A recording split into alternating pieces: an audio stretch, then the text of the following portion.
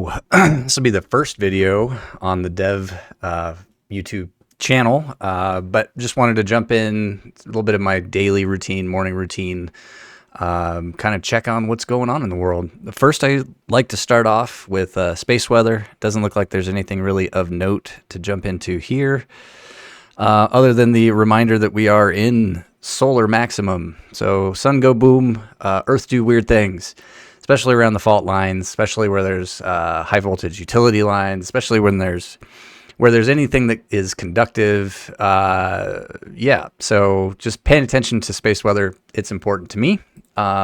Jump into weather here. Let's give that a refresh. Yeah, zoom out. Looks interesting, you know. These little anomalies in the middle where it's gone up and up and up and up. I've noticed a few of these on the map today, weird little temperature anomalies. Let's see if we can get another one to pop up. This one's still showing as an anomaly. Graph, big old spike, levels out, goes up. So I don't know if there's anything anomalous going on here, if it's worth even looking into. It's, you know, it's definitely not 90 degrees in Alliance, Nebraska.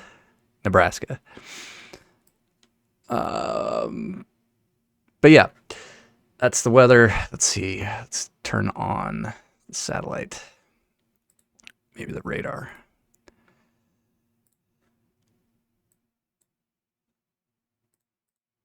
There we go. So we got some cold weather pushing through Colorado, snow turning into rain, a lot down in the south and the northeast coast. Next up, we have earthquakes. Let's zoom in. These are earthquakes 2 magnitude and greater. Just like to take a look at the ring of fire to see.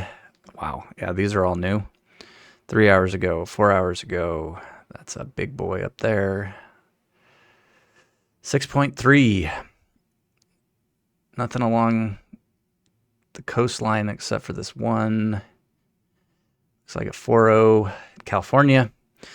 But, you know, this is all ELF energy, extra low frequency energy, traveling in wave functions through fault lines.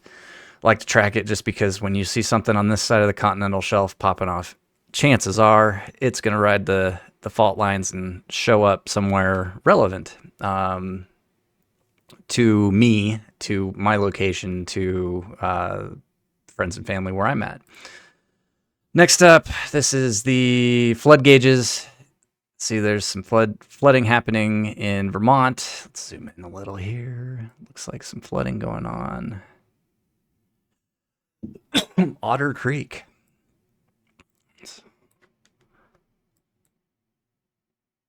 A little bit in Texas. Okay, moving on. Power outages. Looks like California's got some significant power outages at the moment. Pennsylvania, South Carolina, Texas, North Carolina. Yeah, we'll keep an eye on that. Doesn't look like much at the moment. Markets. I like to check this page just to check for commodities and currencies. See where gold's at. Gold's still 2,600. 1% change up. 1% on crude oil, 1.5% on, oh wait, it just reloaded. Okay, currencies. Dollar still strong, appearing strong. Euro and yen still on the trend down. Yes, let's refresh. This is the global trade for marine traffic. Just to like to check the coastlines. Still looks like the west coast still light. East coast and Gulf still strong. Stuff coming out of India and China. And yeah, so global trade still looks strong. Quick look at that. Active threat map for cyber threats. Excuse me. Looks like the top attackers in the last 24 hours. The U.S. top attacked U.S. Get a drink. And the Radware, looking at the checkpoint, we're at 11 million attacks today, which is down from a trend where it peaked out around 15 million. I've seen this in the 80s and 90 million in a day. So this is, I don't want to say normal, but this is not an elevated amount of cyber threat going on. And next up, we're going to go to Skyglass. So I check this on a daily basis just to see what military looks like. Right now I have the refuelers and the intelligence gathering birds highlighted. You can see how many of them over here are not, they're not using a call sign. They want to go unnoticed. There's a lot more NAs on here. These are all the birds that are NAs. Just a tickle in my throat as soon as I hit the record button. But earlier we had a whole bunch of refuelers up on the border here in Arizona, New Mexico, and Texas. Now it looks like they're, a little more California, southern Texas, but they were about 2 hours ago. There was about 4 or 5 refuelers up over here. Some stuff off the coast, refueler over Utah, refueler over Colorado, intelligence over Colorado, intelligence over Oklahoma. Anything interesting coming in? Nope. And we got someone doing laps around the Gulf Coast, Florida.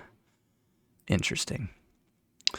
Okay, we'll take a look at that. The last thing I wanted to kind of show about what I typically go through on a daily basis, just to, get the intelligence download from other OSINT or intelligence experienced individuals who are posting on social media or YouTube. I like to go check out S2 Underground. Been following S2 Underground for a couple years now. And this was yesterday's priority update. I haven't seen a new priority update today, or any update. But this S2 Underground, Canadian Prepper, and personally to a lesser degree because it's a lot of FUD, also like to watch Full Spectrum Survival. Sometimes that one, he gets a little preachy with the fear, uncertainty, and doubt, not leaving much room for miracles and God to show up in the experience we're all having right now. So let's listen to the S2 Underground priority update from yesterday. This is Wire for 1500 Zulu, December 8th, 2024. He does a really good priority. job. Information cutoff is 1400. Bottom line up front. Syria falls. Assad whereabouts unknown.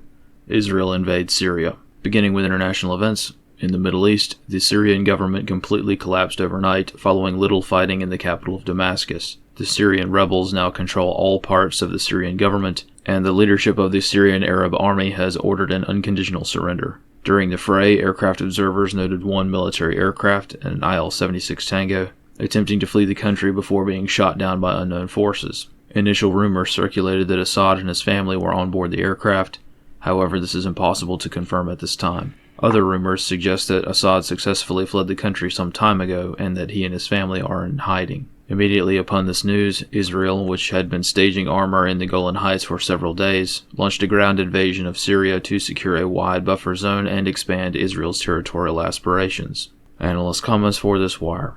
Even after nearly 15 years of war, the American people are still probably not ready to discuss what this war ended up really being about. More tactically, this somewhat perplexing and effortless fall of this ancient nation has an element of betrayal to it at present, as many of Assad's deputies and military generals have not fled the country, and instead are in the process of carving out their part of the warlord kingdom for themselves. The fate of the hundreds of American soldiers stationed at the Al-Tanf garrison in the eastern part of the country remains unknown. Also unknown are the fates of any Americans who may have been working for NGO groups who sought to depart the country, but could not do so due to the airport in Damascus being rapidly overrun. This concludes the wire for 1500 Zulu, December 8th, 2024.